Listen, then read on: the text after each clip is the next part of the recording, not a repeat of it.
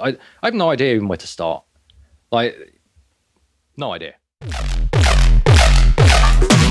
Like, oh, this is shit. It's boring. Blah, blah, blah, blah, blah. It's techno by someone who doesn't listen to techno. Nothing is a problem until it is. I actually got expelled from primary school. Wow. Yeah. You could say that it's a curse. Yeah, or the opposite. You know what I mean? You could be an arrogant cunt and be like, I'm fucking brilliant, hey, fuck off. But it's in my past. Now, I've paid dearly for it. You're fighting the universe, you know, and you will lose, you know. And we just, like, I listened to all the tracks and they just came alive, man. And I knew what needed to be done. Do you know what I mean? But yeah, like that was such a sample. Somebody, if you're watching this interview, sample that little bit and put it on a breakdown. Like, I'm going to do a cheesy intro, but I don't know if I'm going to use the cheesy intro. Okay. But it's nice to have a cheesy intro. We got Culprate in the house. That's my cheesy intro. What is normal to you? What is normal? What is normal? No, really, you know, especially these days, like you can classify anything as normal. Normalization of everything is normal. But to me, especially in regards to the music, it's stuff that you can play in a club, you know. But again, what is normal? That's a good question. Let's backtrack it or spin it around slightly. What's a normal day for you? Okay, right. So a normal day for me is getting up, doing the school run, and then coming back here, just working my arse off. You know, trying to do my best for the mix downs that I do for people, and then trying to find time to make my own music, which is a struggle these days. I found that so many people, when they've taken the path that you have, where you're making your full-time living from music or music-related activities, studio-based skills, that your own creations are usually right at the bottom of the list of priorities, aren't they? Yeah, it's flipped completely from when I started. I'm assuming it's pretty much the same for a lot of people that do a similar thing to me. At first it was just all I did for 15 hours a day. Just make my own music. Could smash out loads of tracks and just be happy with them. Now, obviously, it's turned into a job, especially in like the techie side. Like working for other people and that.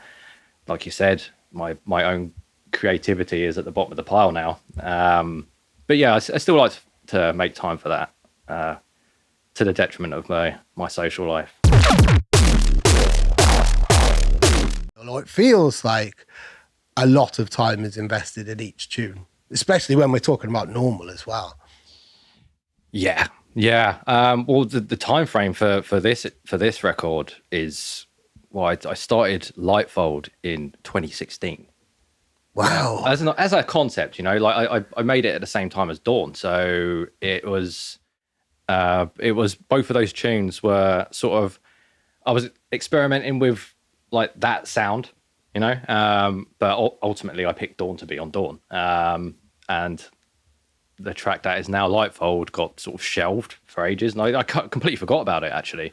Until about, during lockdown, I just found it because I was going through my hard drive and that. And, wow. Yeah. And I discovered it. I was like, whoa, okay. Yeah, I can do something with that now. So I remember the last time I interviewed you, we were talking about the Unpronounceable fourth album. And I had a bit of beef with you that it wasn't long enough. Yeah. And I was a little bit, trepidatious to ask you. I didn't want to offend you because I knew how much work had gone into it, and it's a crowdfunded project. It was huge, and any a Culprate fan who is invested in it, they want the best. I didn't want to be negative and say it's a little bit too short for my liking, but it was a little bit too short for my liking, and I told you it was too short for my liking. But normal makes up for it. So normal is the stuff that you were making. this is the reason why the album's short. This is almost like a kind of the flip side, the underworld or the upside down to the unpronounceable fourth album. Yeah. Well, I get or the you. antithesis or the antidote or... Yeah, the antithesis, maybe. Yeah, no, I get you. There are reasons why it's shorter than Deliverance was. I didn't think I was going to bring this up. I didn't want to bring up It's beef. fine. That's fine. It's fine. I'm not offended at all. But I get you. I understand you completely. I think the number 4 is just around 50 minutes, just under 50 minutes. I did that because I wanted to make a double vinyl, right, and have it at 45. So around 12 to 15 minutes per side of vinyl, right? And the thing with Deliverance was the vinyl masters had to be really quiet. So yeah, I wanted them to sound bigger. So yeah, I sort of made it so the tracks built up to around 12 to 15 minutes per side of vinyl. And I think I got the impression that some of the tracks, especially on Deliverance, somewhat on Colours as well, seemed like fillers. So I wanted to avoid that this time and just have everything have a purpose. And yeah, it was only 8 tracks, which is the same amount as this EP, but running time was longer. But yeah, no, I get you. It is pretty short, but to be fair, a lot of the albums that I really love are 45 minutes. When you said 50 minutes, I thought about, wow, you could fit that on the side of a tape, and then reminded myself that I wasn't in 1993 anymore. Yeah. But an album was 45 minutes, wasn't it, really? Yeah. Or you might have to leave out one track. So what's the difference between a filler and a skit? Because I listened to the others the other day, and there's quite a lot of little bits. You're really good at those little interludes, which set you up like palette cleansers to go from one track or another. Now, I'm really bad with track names. I can't remember track names, but there are a few on Deliverance. But I think what you're referring to as filler, I see as little palette cleansers, which bridges transitions from one place to another, really, in that type of way. And I think they're the parts that tell a story in a way, really, aren't they? Or show another side to you, because you're being freeform. You don't have to think about club music or the functionality of it in a way, really, do you? No, yeah, you don't have to think about that at all, because with a experimental album, you don't expect them to be played out by DJs at all. So a lot of the tracks on number 4, the tempos wave around all over the place anyway. So even if you try to mix them, you'd fail. But yeah, I suppose the difference between a skit and a filler track for me is a skit is almost like a demo of what a track is going to be. It's an idea, it's not fully fleshed out. But a filler track for me is something that you have intended to be a proper track, but it doesn't necessarily add to the vibe of the record. It's just there, yeah, and it sort of detracts from the theme a little bit, and yeah, it's all the albums that I really love have none of that. Yeah, so I sort of endeavored to make the album more like that instead of just putting a track on there to fill time. Yeah, and that's where you've got to be ruthless with your own art, really, and wrangle with your ego and that kind of voice that says, well, you spent 12 hours, 15 hours, 120 hours, months and months on this. You need to keep it in there just for the sake of spending time in it. But I think it's what my brother has referred to as a sunk cost fallacy or something. Exactly. I was literally about to say that. Yeah. Right. It's a new concept for me, because it's almost like you, in spite of something, you keep it because I spent so long on it. But really, I mean, that's like completely the opposite to what you should be with your art, really, in a way, isn't it? Yeah, no, 100%. And hence why I chose to do that record the same way. Just because there were other tracks that I sort of conceptualized and then just thought, nah, this isn't adding anything to what I wanted. So just got rid of it. Yeah, and you've got to be brutal in that type of way, really, haven't you? But yeah, again, it's like it's a balancing act, because like if you're too brutal with yourself, you'd never release anything. Because I mean, it takes me quite a while to actually become happy with what I've released, and this is post-release as well. Like before I release music, I'm always unsure if it's good, because I've spent so long on it, and I don't know anymore. Yeah, you can't be objective in any type of way. Yeah, you can't. It's I suppose that's why I get Dan Smith to master the tracks, because I'm incapable of making those decisions at that time. So yeah, I get him to do it, and if there is anything wrong, he's pretty honest with me. Yeah. So he's mastered all my tracks since 2011. So Oh wow! Yeah. So like a proper consistent relationship there. Yeah, so, yeah, and wow. that's what I still use him, man, because he knows what I want from the final. So the last EP, that Normal, was a bit different, because I wanted it a bit dirtier than my usual stuff. But yeah, he kind of knows what I want from stuff, and I know how to deliver things to him to get a certain result. Right. So it's a kind of nice symbiosis that we've built up over the years. How about a symbiosis with Inspected? Because the last time when I interviewed you about returning to Inspected, the last EP was about 6 years ago. And the first one I asked you, what's it like to be back on Inspected? And your instant reaction was about kind of having to answer to somebody and not having a blank canvas completely, because you'd been doing open outlets, you'd been doing your crowdfunding albums and stuff like that. You'd been very much working completely freestyle to your own agenda. And that was your first reaction. How does it feel returning to them again now, 6 years along the line, another crowdfunded album, a whole lockdown, and a career of mastering and stuff like that for people, which you've kind of developed as well? How does it feel returning to Inspected now? Yeah, it feels like a homecoming again, because I basically started off there. I mean, I had previous releases on other record labels, but it was definitely your springboard, wasn't it? That was for a few of you, and it always felt like that. There was this wave of amazing, really different, fresh talent coming from Inspected. 2011, 2012, yourself, Cohen Sound, really being the two really, really kind of striking acts, which had just come out of nowhere. It felt like, for me, really. Yeah, no, 100%. And I think at the time as well, Ryan was doing Inspector Dubplate, and that was really going off. So he was in a really good position to sort of spread what he saw as, the future of music, or what have you, for want of a better term. So yeah, it was definitely a right place, right time, right people sort of thing. It was a concoction of everything being in its right place.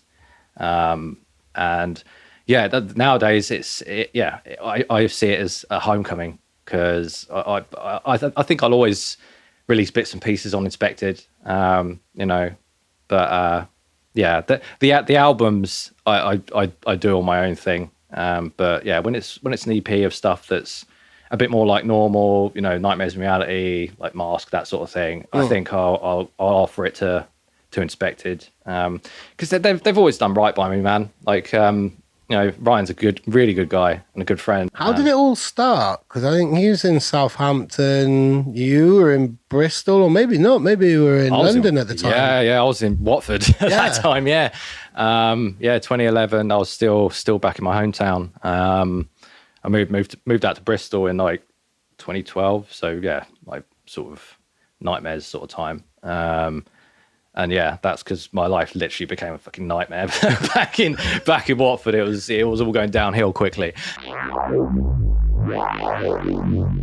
It was a weird one, really, because like I said before, it was just like the right people, the right collection of people at the right time, sort of thing. And I'd just met my who was my manager then, Tom Riley, and he was managing Cohen Sound as well. And yeah, it just sort of blossomed from there, really. Like, he put me in touch with it, like in Inspector Dubplate, as he was known back then, and yeah, it just grew from there, really, despite the geography. Yeah. No, I think Bristol's always been popping. Bristol was a very, very different place back then, though, really, wasn't it?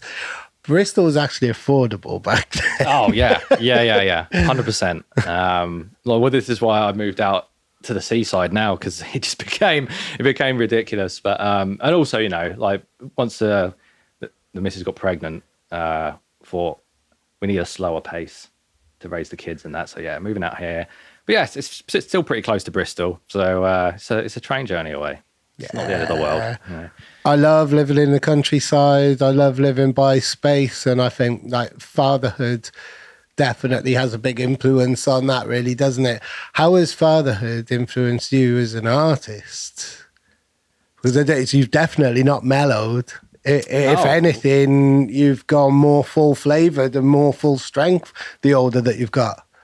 Well, it definitely. I had a sense, right? This is why I went really like big on Deliverance. Like before, I'd released colors and it was like experimental and stuff.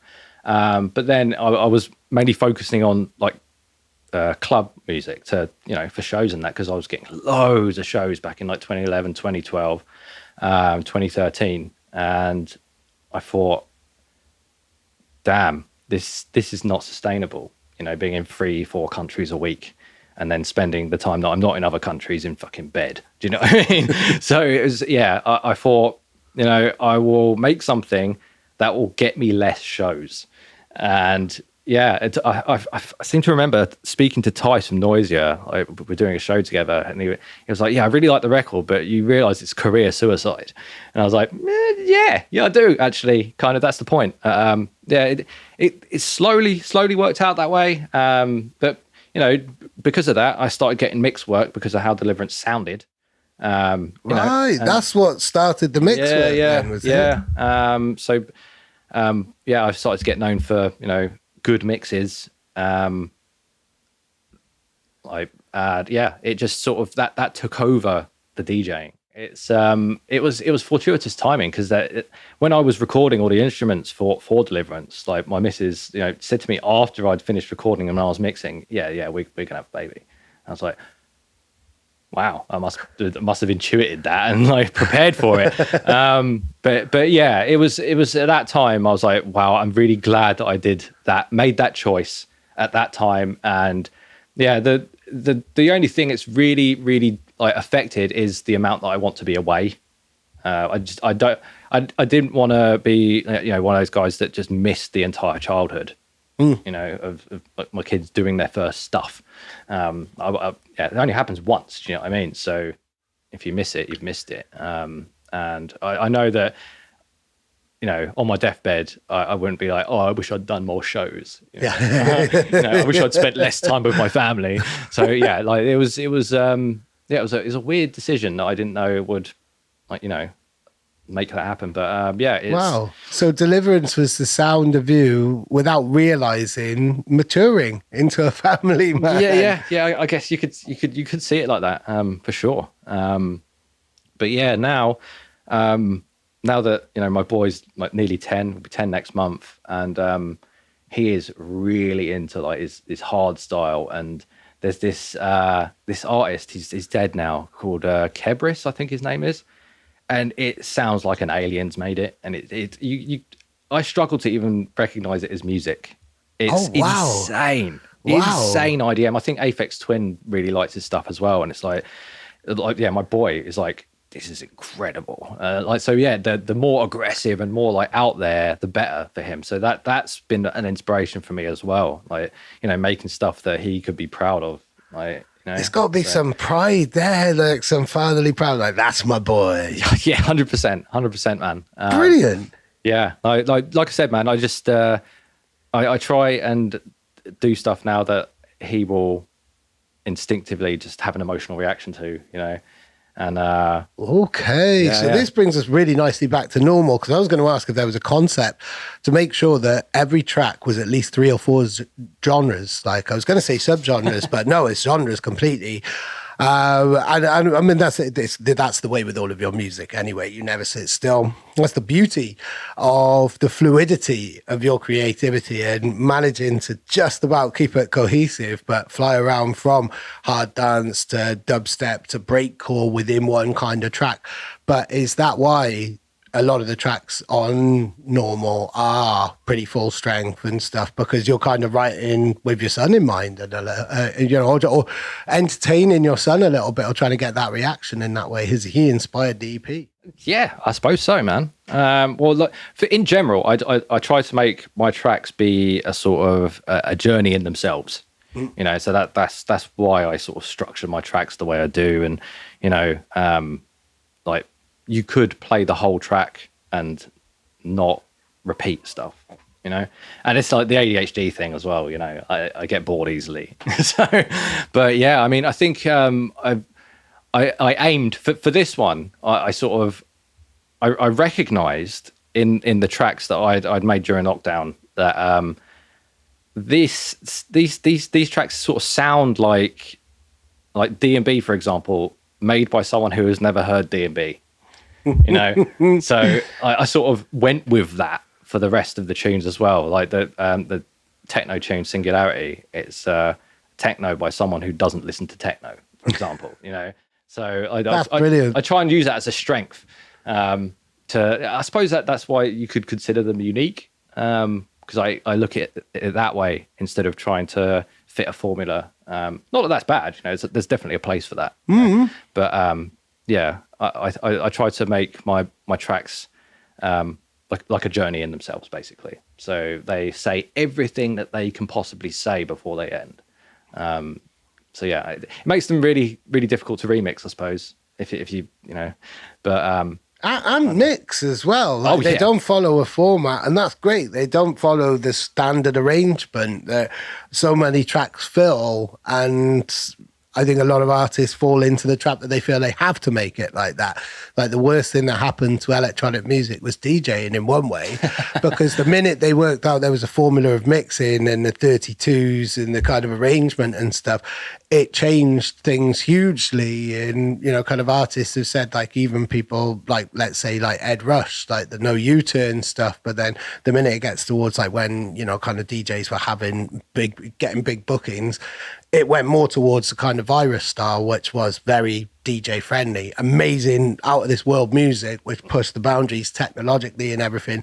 But it went from a kind of freeform style to there was an accepted formula to how a track would be structured. And that was because of DJing, really, in a way. But you've never seemed to pander to DJs in that way. Yeah, no, I totally get you. Like the sort of that transition turned it from like there being songs that you could just listen to back to front, or front to back rather, to tracks that you listen to the first drop and you've heard the whole track. You know what I mean? But like again, like they're DJ tools, and there is a place for it. I have nothing against that at all. But yeah, no, I get what you're saying there. Like there's definitely a transition from being songs to tracks that are made to be played out in a club. Thing is, right? I didn't start as a DJ though, so I had some decks when I was like a teenager. But they were like old Stanton belt drives and they were unusable. Do you know what I mean? So I basically just used them to play records.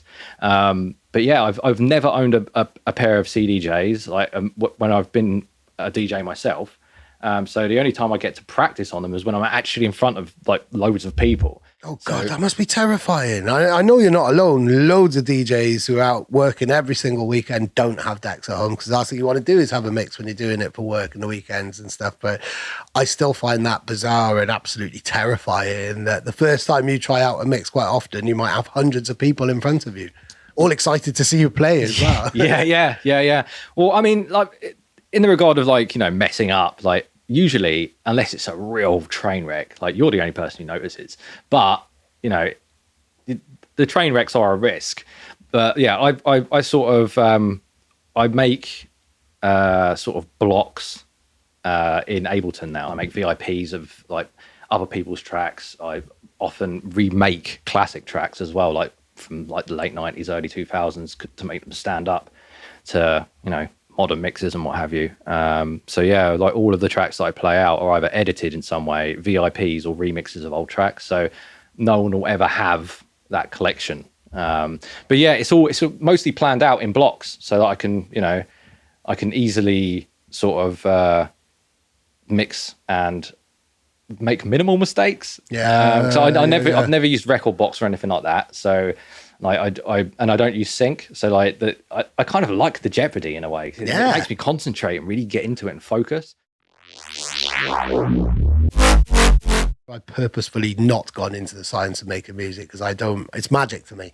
And I want it to remain magic for the rest of my life. I think the fact that I think it is magic has been the secret to my career, really, because it still catches me off guard. But if I know how it works, I either sit there and try and puzzle out how it's working, or I know that it's not done as well as it could be. So most artists I know, most producers, certainly who are at your type of level, you have to compromise your love for music in a way as an artist, don't you? Because you understand the technicalities going behind it. So I think it's very hard for an artist who has high technical chops to turn off that inner critic, that inner analyst, and just enjoy music for what it is. Oh, 100%. It's you could say that it's a curse. Like it is 100%, man. When I'm out, I'm listening to tracks. I'm like, this is sick, right? But then in my head, I am in Ableton Live making the bass that I'm hearing, like because it's most of the time like simple is like maybe not the best word, but like I know how to make those sounds. You know what I mean? Like pretty quickly. And yeah, I'm sitting there going, yep, that oscillator's doing that bit of saturation going there. Just dip the mids, blah blah blah. And like I a lot of people come up to me and go, "You okay?" And I'm just like, "Yeah, I'm just in my own head, mate. Sorry." Yeah, it's like I just stand there. Everyone's dancing around me, and I'm just like, yeah.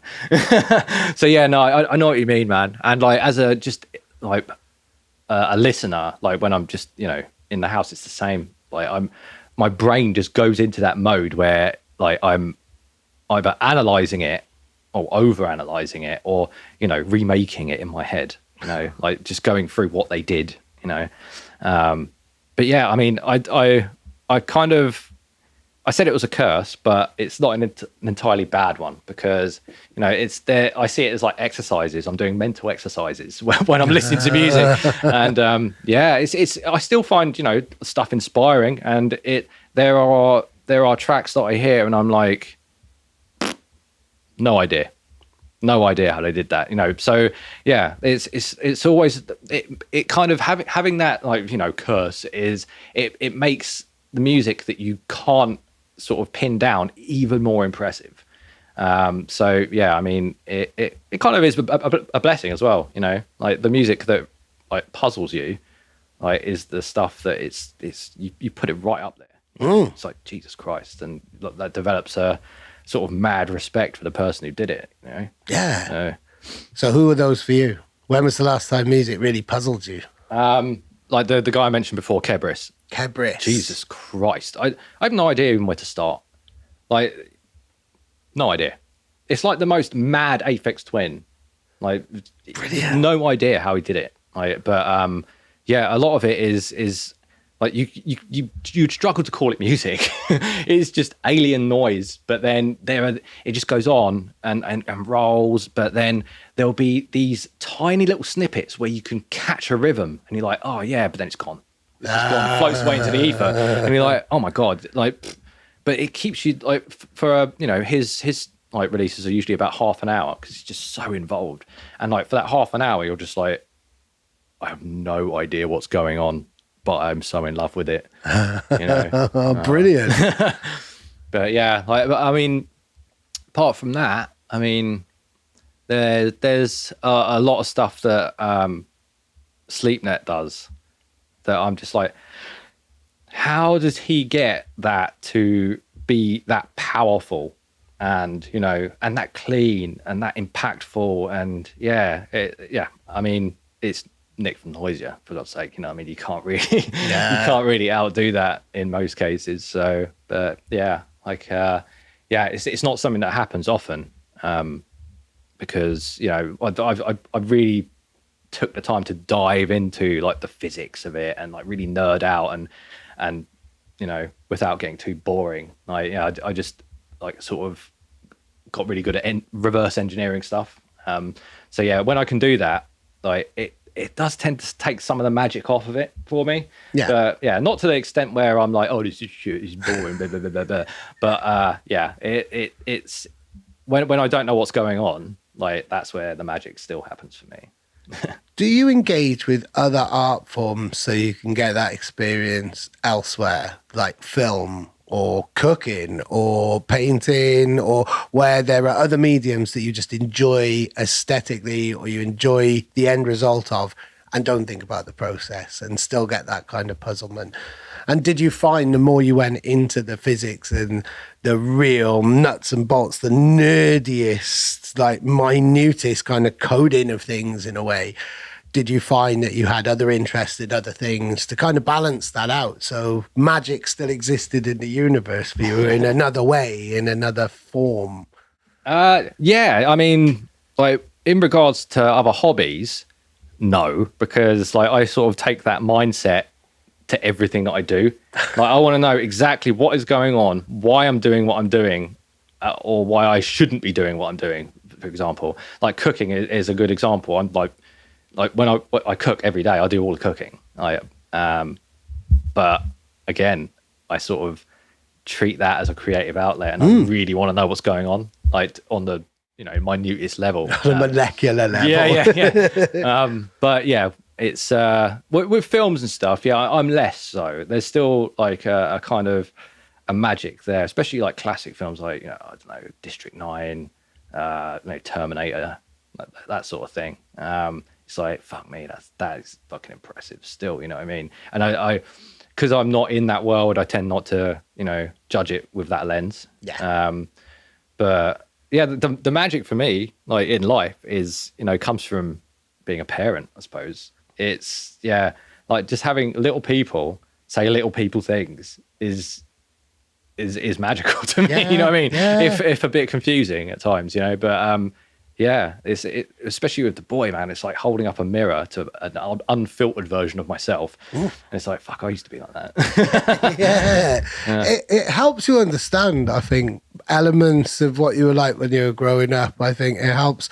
I certainly learned so much about myself with both my son and my daughter, but especially my son and his intense, like hyper-focused nerdisms. Like, right, okay. And yeah, exactly as you say, it's like, this is what I was like. So you don't know what you're like, and there's no reference points really. Certainly for me growing up, I felt completely alone in that type of way. Now it's understood to be a neurodiversity, but it wasn't in the 80s. It's just an annoying shit. Yeah, 100%. And I know that you're younger than me. You're 10 years younger than me. I think you're mid-30s, right? Or late 30s? 38. Right, okay, yeah. So I'd still, that's late 30s. I was trying to be nice. I was trying to work out a way of making that mid-30s. No, you're old. But I'm older, so you can still feel young in this context. But so even I would say like in the 90s, the early 90s, different brain sets, and like certainly within the realms of like formal education wasn't right for me at all. Like, what was school like for you in that type of way? Because I think your neurodiversity was recognized at a younger age, wasn't it? Yeah. So school for me was like hell. I hated school, man. It was primary school was hell. I actually got expelled from primary school. Wow. Wow. Yeah, it's nuts. That's not something that a lot of people can say. It's not even a brag. It's like, that's dumb. You know what I mean? But dumb of the school, like. Well, I don't know. I don't know what you did. So are you? It was just I was really hyper. Like, it wasn't I was dumb. Like, but I would do my work and then disrupt everyone else. And get in fights, and just I was just a disruptive kid, man. But then it's like the neurodivergence thing. Like that was me. Do you know what I mean? And that they didn't really have that in their minds back then. Yeah. Right. So and it was. They would just see it as a disruptive child, of course. Even though you're getting your work done. You were getting your work done before everybody else, so you needed other stuff to stimulate you. Yeah, and that's why children would do that, really. Like that's you're only disrupting people because you're bored, essentially. Really, isn't it? Yeah. Bored kids act up. It's like if it's like leaving your dog in your house. You will come back and shit will be ripped up. Do you know what I mean? So it's more recognized nowadays, which is it's kind of good for the next generations, you know.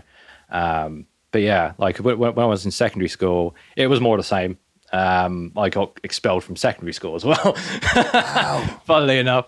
So yeah, I left school at like 15. Well, I say I left, got kicked out at 15, and which is a shame really, because I went to school with Josh from Modestep. Right. Wow. And when I was getting kicked out, he was in the process of getting like doors on the computers and stuff. So maybe if I'd just, you know, behaved myself a little longer, like I could have, you know, found your savior. Yeah. That's it, man. Because the music room was the savior for me in school. Like away from the bullies, sport was just not me in any type of way. There was trouble lurking everywhere in school, and distractions and drugs and stuff like that. All far too young, really. But that was the culture in the school, and in the end, where I went. But the music room was a safe haven, and luckily I had a music teacher who identified that in me and would let us stay in there at lunchtime and let us use the studio. You didn't get that benefit then. You didn't. Music came into your life in a different way. Yeah, no, totally. Like I don't think I ever was allowed to stay in a music class past the register. Oh no! Wow. Yeah, it's insane, man. I just got kicked out every single time. I hope your old music teachers are watching this now, thinking like, God, I missed the trick. I could have played a role. I could have been a positive influence in this man's life.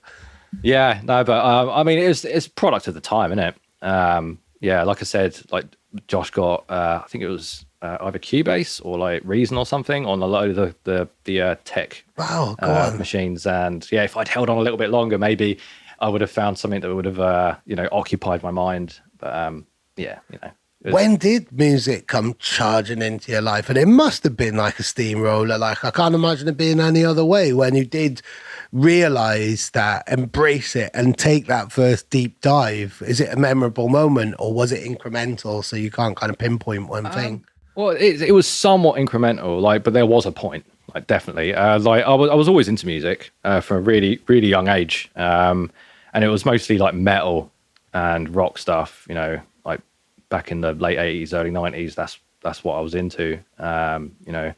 But I think it was like I had a lot of older like cousins, other family members, like uncles who were just like young enough to be, you know, like cousins, like bigger brothers and stuff. Yeah, and they were always into like their dance music and stuff, and they had the old tape packs from the mid 90s, and it was that's what sort of got me into dance music. It was like tape packs with, you know, Mickey Finn sets and like, you know, Swanee, Darren J, Mappy Swift, you know, that sort of thing.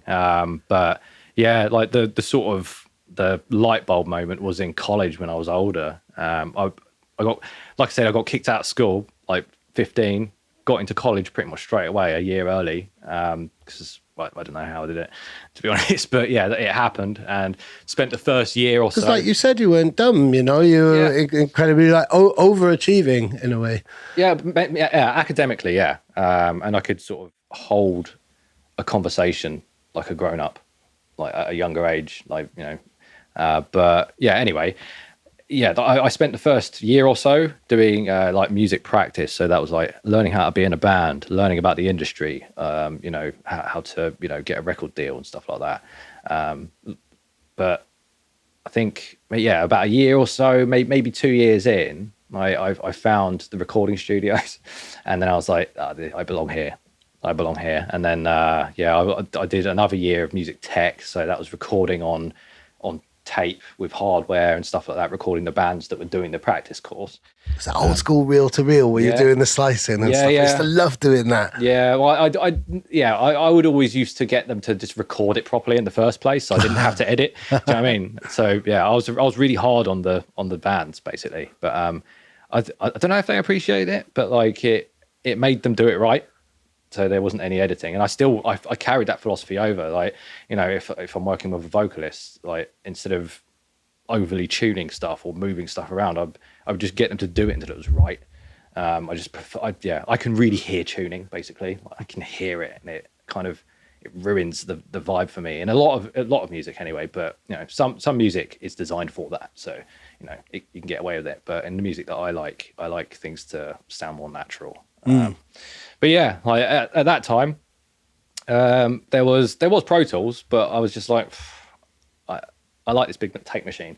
So yeah, like there was other computers in the labs that had Reason, and at that time I was really getting into my dance music, like drum and bass, garage, and that, and like the wonky bass house that was around back then. And some of the lab computers had Reason, and So is this like mid 2000s then? so like 2003, 2004, something like that. Yeah, it was on Reason 2. Basically, they had Reason 2, so whenever that was around and current, there was some wicked music around then. It was the kind of like break beaty kind of dubstep was bubbling away in the background as well. Yeah. There was all different types of things. There was a real kind of UK sound as well. Oh yeah, really, 100%, wasn't there? yeah. Like, yeah, in between kind of house and breaks and bass, there was all types of exciting music happening around about that time. In fact, I think drum and bass was going through its least exciting part, really. Yeah. Come out of Jump Up, even Liquid had kind of dulled down. There was a period in the mid 2000s where I think drum and bass was finding its commercial feet or something. But when you say about the wonky house of that time, that was the soundtrack of me starting to work in magazines and stuff like that. Yeah. Like, at that time, like you said, I felt that too. Like the drum and bass was sort of evolving into something that wasn't necessarily like what I was into, sort of thing, like the jump up thing. Like there are a few jump up tracks which I like hold as classics. Do you know what I mean? But as a genre as a whole, like, or a style, subgenre or whatever, like it wasn't really for me. So like I sort of gravitated away from that into the more housey stuff, and that's when I found dubstep as well. But yeah, as soon as I found Reason, like I worked some things out, and then I was like, shit, this is how they make dance music, man. Because before that, I was just like fully into recording bands and what have you. But yeah, that was it. Done. I stopped playing instruments, which I regret now. Do you know what I mean? But when you do something, like it's all or nothing. You know what I mean? For me, it is anyway.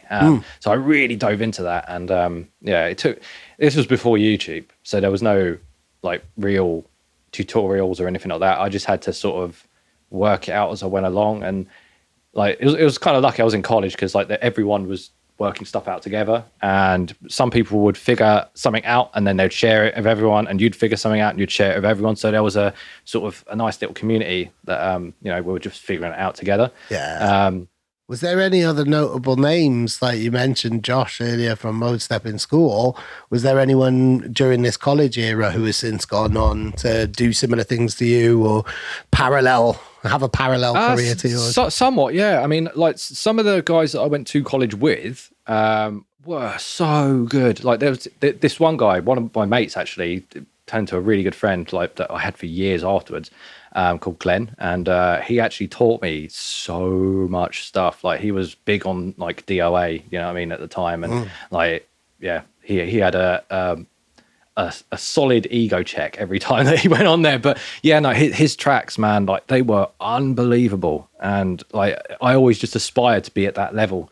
Do you know what I mean, with him? And like he used to help me do stuff, and yeah, I had lots of friends outside of college that did music as well. Like there was a record shop in Watford called D Vinyl at the time, and some of them worked there. And I don't know if you're familiar with Dexel. Yes, I grew up with them. I worked at B&Q with Dave from Dexel. He's now Ember. Just did a track with Hybrid Minds. So yeah, there are a few, but most of the people that I grew up, making tracks with, they just sort of they didn't pursue it as much as I did, sort of thing. They kept it a hobby, right? But yeah, I didn't mean to make it my career. It just happened, you know what I mean? But that didn't happen for them. Right. Okay. So this wasn't an ambition. You didn't set out then and love it so much and be so obsessed with it that it had to be your life. It had to be your income. It had to be your everything. Kind of like the way that I approach everything that I do. Really, like it's either that or drive a van for me. There's no other. It's binary. Like there are no other jobs I can do. was there that kind of feeling for you, or could you have gone in other sectors, maybe like kind of computing or other tech sectors or anything? Clearly a really intelligent person, so you could have turned your hand this hyper focus to another thing and had a career in something else that maybe wasn't quite as volatile and turbulent and unpredictable as the creative industry. Mate, I often like have that thought. I'm like, what would my life have been like if I'd just kept this as a hobby and, gotten a real job? You know what I mean? The security would be there, but I think I have no regrets, man. But like, yeah, it wasn't on purpose. No, like I just did what I wanted to do at the time, like childishly. Do you know what I mean? It's like, oh, I'm just going to do whatever I want. Do you know what I mean? But I never had the ambition of being like, superstar DJ. Well, yeah, whatever. I didn't have that ambition at the time, man. It was. I got into DJing like kind of by accident as well. Like I never saw myself as that, coming from like a metal background. I didn't used to have much respect for the profession. Do you know what I mean? It was like, you're just pressing play, mate. You know what I mean? Like, but I've soon learned that it's way more than that. But yeah, in my ignorance, that's what I used to think, and I just kept getting offers, and the offers were going up and up and up, and I was like, I can't ignore this forever. So I just started accepting them, and yeah, the rest is history. Wow.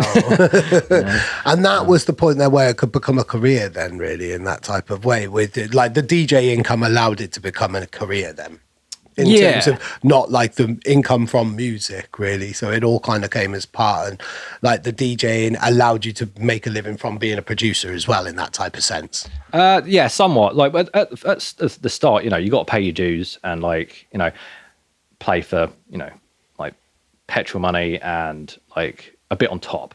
You know what I mean? Not a lot. I couldn't have survived on that alone, like, at the start. That's another story about why I moved away from that area as well. Got into some naughty things, but yeah, like if I'd not accepted, those ones, I wouldn't be here doing this interview now. Can I ask about the naughty things? You can. I don't know. I only ask because I am able to relate as well. And there was something, you weren't able to go to America at one point. Yeah. And I instantly related to that because I've had trouble as well because of a criminal record. I don't know if this is included in the podcast or not. I'm just really interested. Right? I'm assuming it's druggy things. Yeah. No, I was like the biggest drug dealer in my area. Oh wow! Yeah. Right, like, okay. It was ridiculous. It was like you probably won't want to put this in, but yeah. Well, do you want to put it in? Well, I don't hide it, but it's in my past now. I've paid dearly for it. Do you know what I mean? But yeah, it's when I finally got busted. I was sitting in the interview room, and how much did you get busted with? I'll let you know. I was just sitting there, and the copper came in with a rubble sack. Those fucking huge. You could fit a body in it. Yep. Do you know what I mean? Just a clear rubble sack filled, like over his shoulder, with like coke, like ounces and ounces and ounces. Well, probably about almost a kilo of weed. Like about a bar of coke, just in a big. Wow. Yeah, MDMA, like the lot, man. Like, and it just filled this sack. And as soon as he brought that in, I was like, you know what? Yeah, okay, you got me. And I just felt like if I'd stayed in Watford, I could be in prison now. Do you know what I mean? Because did you have to? That sounds like an imprisonable amount, anyway. Yeah. Well, the judge, like when I went to court, he was like, "Yeah, I should be giving you at least 9 years for this, at least, right?" And like I could just hear the gasps from my friends sitting in the gallery. But he was like, "Yeah, you seem to have a promising career ahead of you. So if I did this, that would destroy any hope you have of that career." Because the minute you're in prison, then you're back in prison, and you're part of that culture. Yeah, precisely. Yeah. That's it, man. And I've seen lots of people's careers and lives ruined because of that, because the judge has been strict. So the judge then was clearly had empathy and understanding and some level of compassion for you then, really. Yeah, well, I don't know what was going on in his life, but I'm grateful, that I didn't go Wow. to prison. And that's what made me move away from Watford up to Bristol. I know, right? Moving away from a little town to come to Bristol to get away from drugs, right? But it worked. I didn't know Like we it. I said, had no connections Bristol's here. very different back then. Like it Yeah. wasn't just cheaper; it was still a massive druggy city. It's always Yeah, been a yeah. massive druggy But I city. didn't have the connections. Yeah, and that's all. That's all that it matters, really, Yeah, isn't yeah. it? It did. It made me clean up my act in a big way. But obviously, from there, like, I just started drinking all the time because you just buy it from a shop. But yeah, no, that was another thing, But I reckon if I didn't move away, I would have gone to prison. So yeah, like moving to a strange place where you don't have any connections. Yeah. I'm going to ask you a question that I know you'd never been asked in an interview before. I don't think you've ever spoken about that in an interview, and thank you for being so honest. I would like to keep some of that if you're cool with it, because a lot of people can learn from that, I think, because so many of us fall down that route. I did the same. I never got caught in that way. I got caught in other ways, but I'd say once a month, wake up in a cold sweat thinking either really nasty men or policemen are knocking down my door and charging through my house.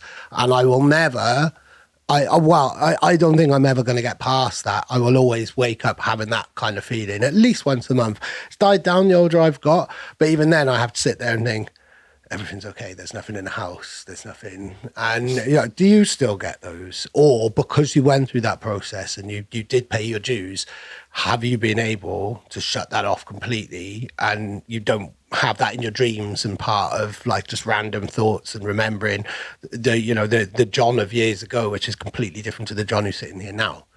Yeah, no, I did manage to sort of squash that like fairly quickly. I think, moving away did help. And not having any connection to it whatsoever. That's not to say that I don't go out and have a good time every now and again, but Just it's not not with my life. bars of coke. Yeah.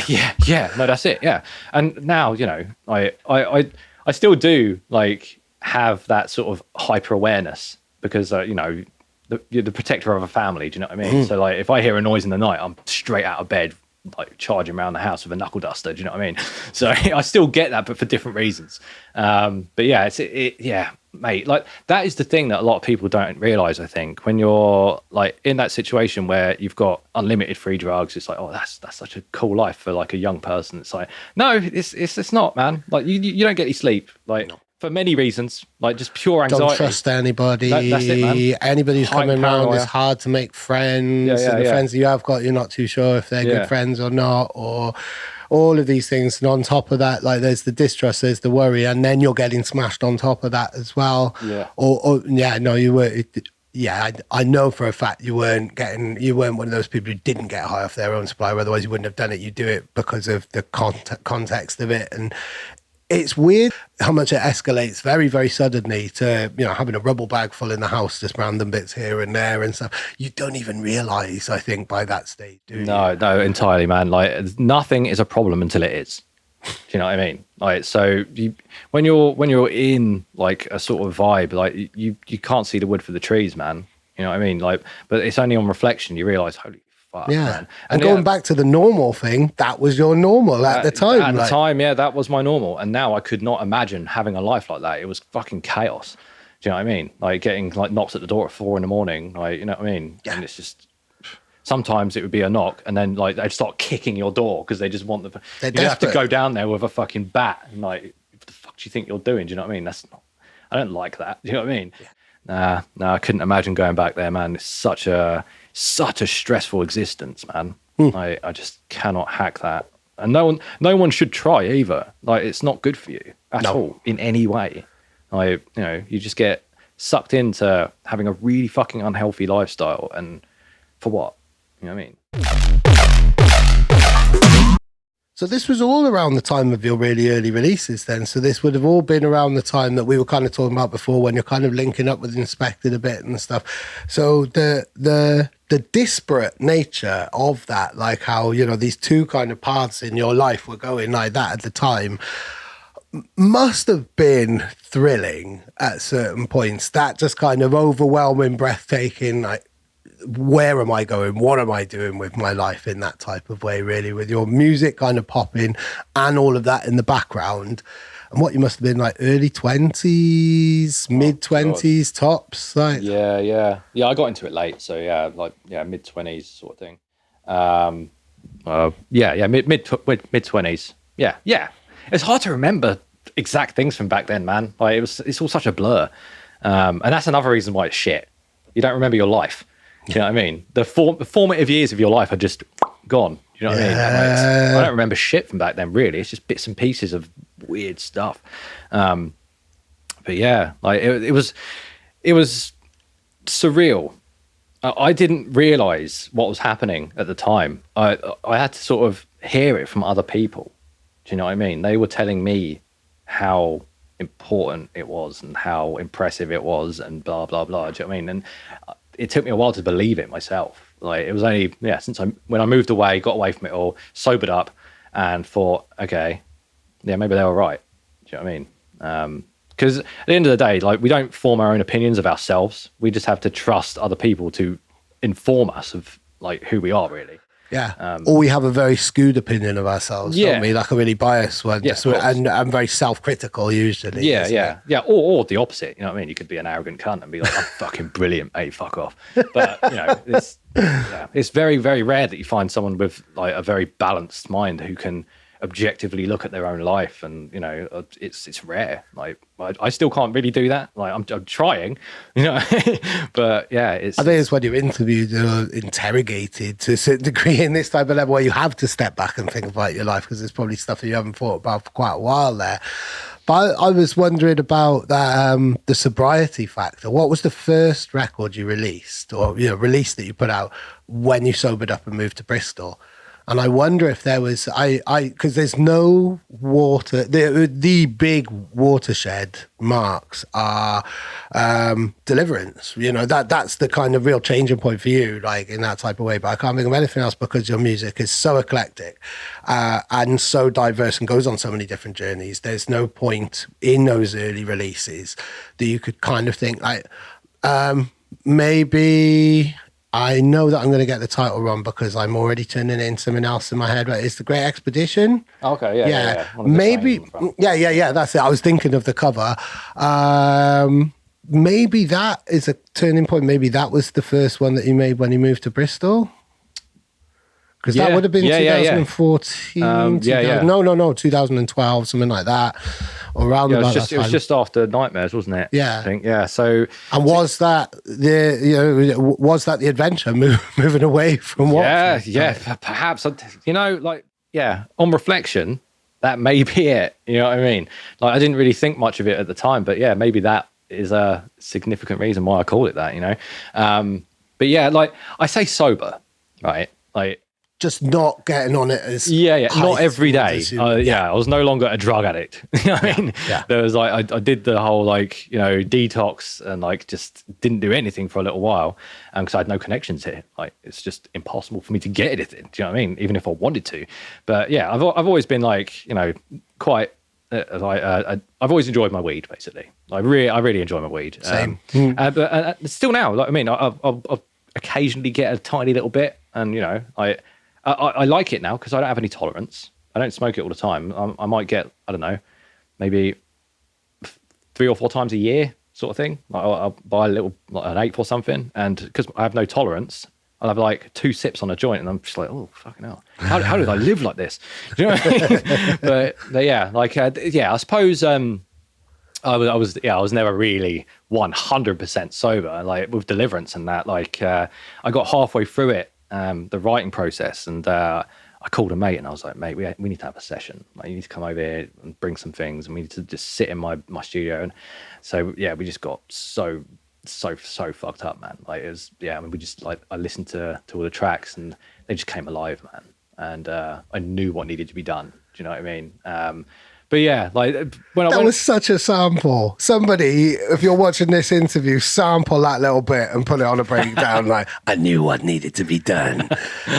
Jesus, sorry, I got goosebumps there. Like, but you do need that sometimes, and it's a great way. It's just for me, did it last weekend. It's like going to the gym for mushrooms for me in particular, where it's just completely just explode the mind and then bring it all back together and leave all of the crappy bits you didn't need on the floor. And then you just like, I feel like I've lost weight when I've done it. And I will read through things that I've written. I'll read back through like things which I cringe at massively, and I'll read it and be like, no, and it's the only time where you can get an objective sense of yourself when you do that. You can't do it every day. You can't do it every month or anything, but every now and again. So that was some of the magic and deliverance came about. That was the extra 10% in a way, maybe. I guess so. Yeah.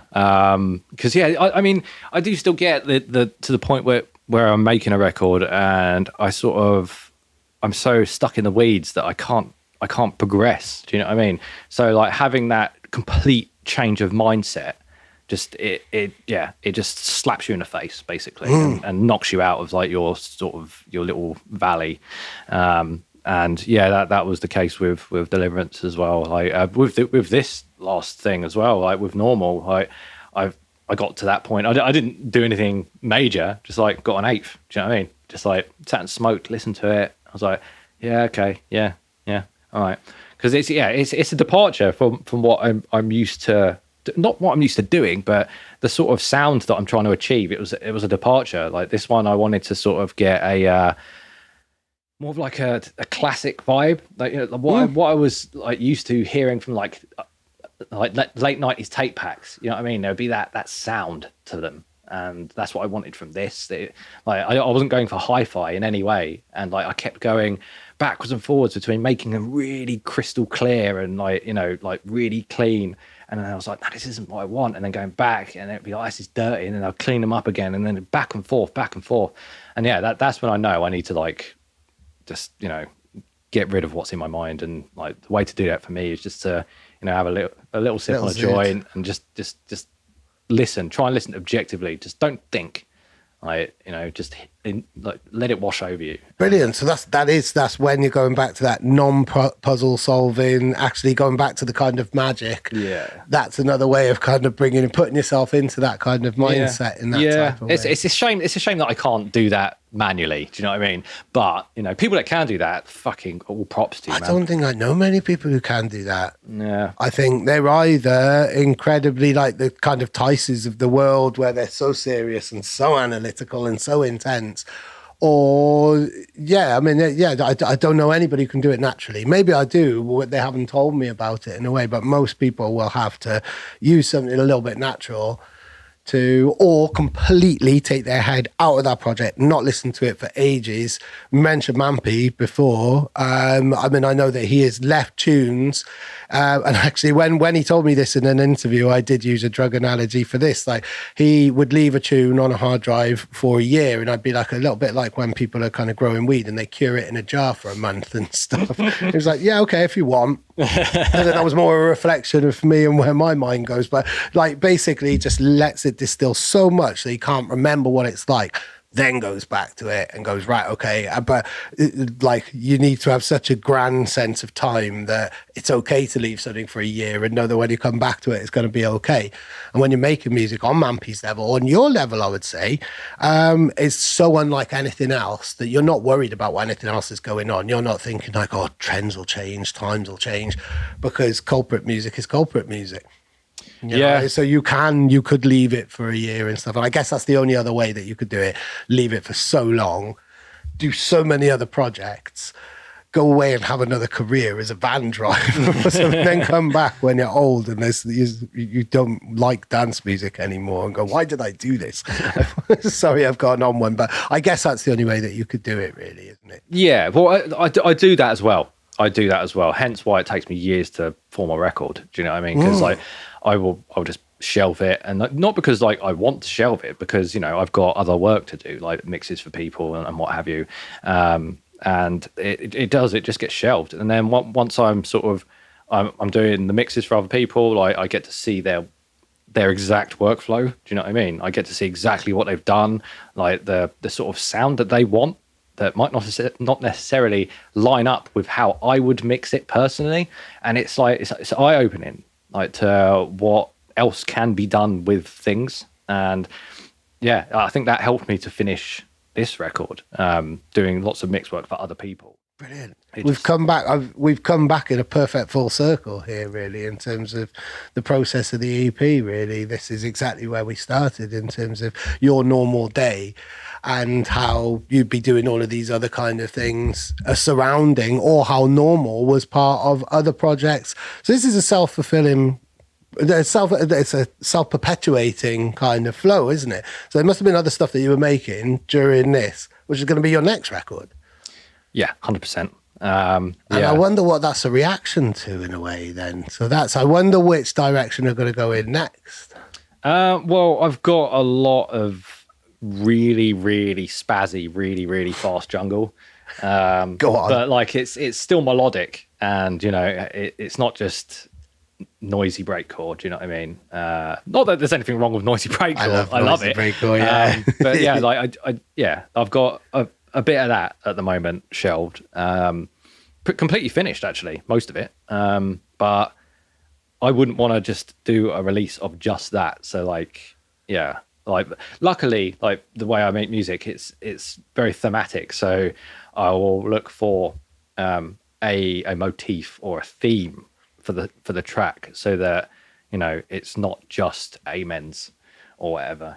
So I can often fit sort of tracks that were made sort of, I don't know, years ago into a theme, like a vibe for an album sort of thing, and it doesn't sound out of place. But yeah, I've got a lot of that sort of stuff at the moment. I think that's maybe a direct result of me like trying to finish normal, because that's all very normal and I needed another outlet. So like whatever I'm working on or releasing at the time, you can be pretty sure that I've got the opposite in the works. Do you know what I mean? As well. Because ADHD. Yeah.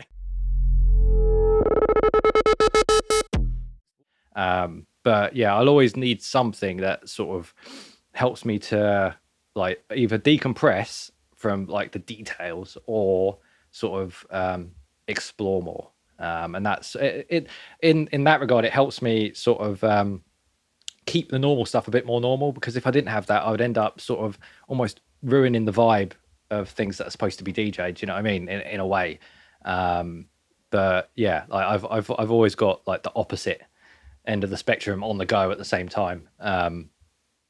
Brilliant. That makes me really, really excited, just on a fan level, really, that you never know what's going to come next. And I think I'll wrap this up with that you've managed to avoid, even though you're really closely associated with lots of different genres, you've managed to avoid any type of pigeonholing.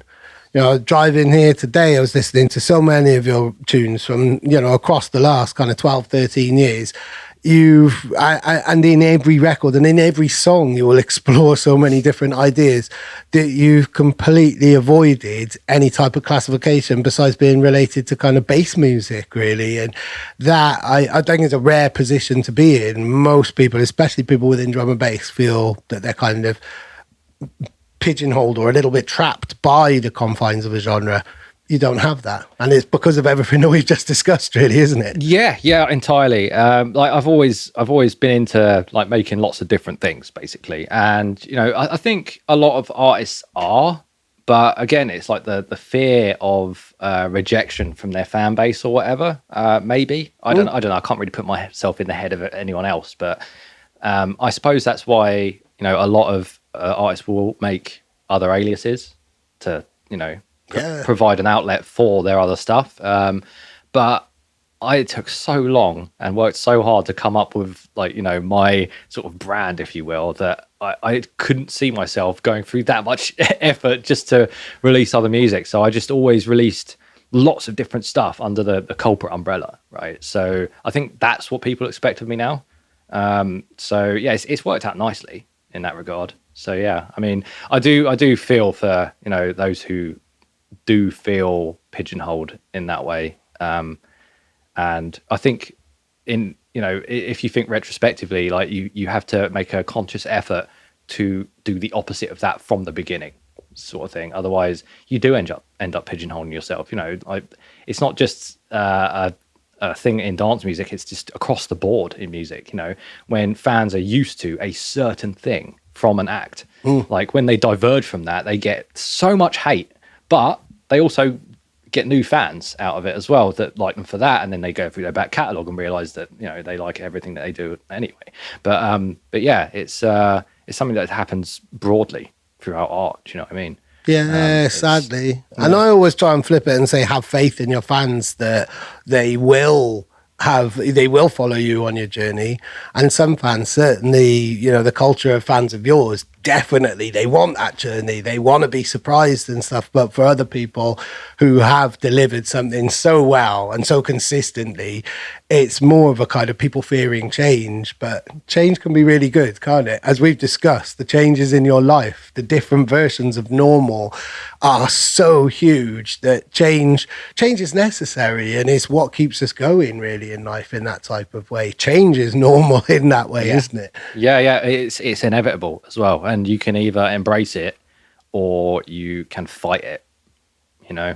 And if you fight it, like, you're just fighting the nature of humanity, or the world, actually, the universe.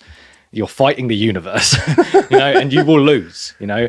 And that's when, you know, I think people get depressed and get anxiety and all that. And it's like, I've experienced bouts of depression before, you know, but that's, you know, it doesn't really affect me like that anymore, you know. Like, I never really get anxiety because of things like thinking about how it will be received and whatever. The achievement is making the record itself.